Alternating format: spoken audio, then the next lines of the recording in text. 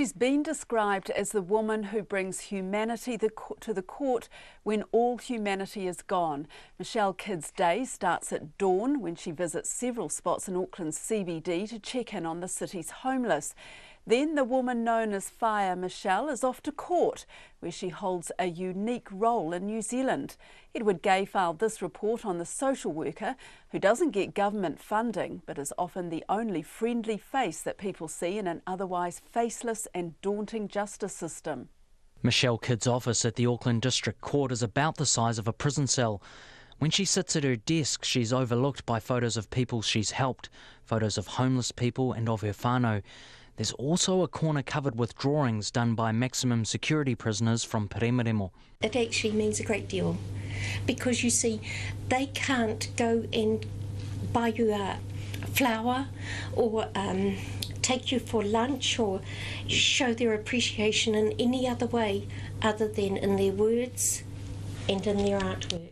Miss Kidd's time in the court started with helping to get restorative justice conferences introduced 16 years ago. While working as a volunteer with the city's homeless, she saw them coming through the courts, being sent to jail and then released back on the streets without any treatment for addiction or mental health issues. She's now fighting for a specialist unit to treat prisoners' problems rather than just locking them up. Can you imagine what it must be like detoxing in a cell and then your mental health issues coming to the fore? That is a nightmare. If we could only bring humanity back in, and I think that's why I'm still here, is that I still try to challenge quietly as possible, what I see of as a real issue of caring for one another. We seem to have mislaid it in this city. Miss Kidd's other passion is the Family Violence Court. That's currently dealing with 1,200 cases in Auckland and Manukau. The court provides education to offenders and their families and also wraps support services around them. We have many victims, but so often I see a victim is also a defendant, and until you engage with people, you really do not know the context of the crime. Michelle Kidd says the specialist court is breaking the cycle of intergenerational violence. One of the thousands of cases that sticks in her mind is that of a homeless woman who was pregnant, addicted to drugs and sleeping on the floor of a garden shed.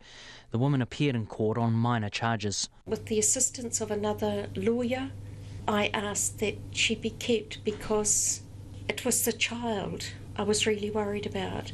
If she had been released that day, the child could have been badly affected by the glue, the drugs. After being released, the woman overdosed on drugs. Her children are now living with whānau and blossoming. Miss Kidd still gets photos of them, some of which are on her wall. She says a new approach is needed to help the homeless, and part of that is Te Kōti o Timatanga Hau, the New Beginnings Court, another project she helped get off the ground. We will not have peace in the city if we do not have accommodation, if we do not have night shelters, if we do not have places where our sick people can go. It breaks my heart to see people begging on Queen Street. It breaks my heart that somebody would even think about putting sprinklers over their heads because they have nowhere else to go. It breaks my heart that $10 million is spent on putting lights on a bridge. And one of the boys came and said, who will turn the lights off at night when we need to sleep? Because they're under it. And it's not just the homeless. Miss Kidd believes a philosophical change to justice is needed. If we continue to just lock people up because there's nowhere else to go, then we're really going to miss out on a great deal of input that could come from people who are actually highly intelligent. It's just that something has gone terribly, terribly wrong. Lawyer David Jones QC is a dedicated supporter. Miss Kidd's role at the Auckland and Manukau District Courts is unique, but Mr Jones says there should be people like her working in every court around the country. Well, we'd like to clone Michelle, sort of not quite like Dolly the sheep, but if we could clone her, we would, because she does such a great job and she's a unique individual.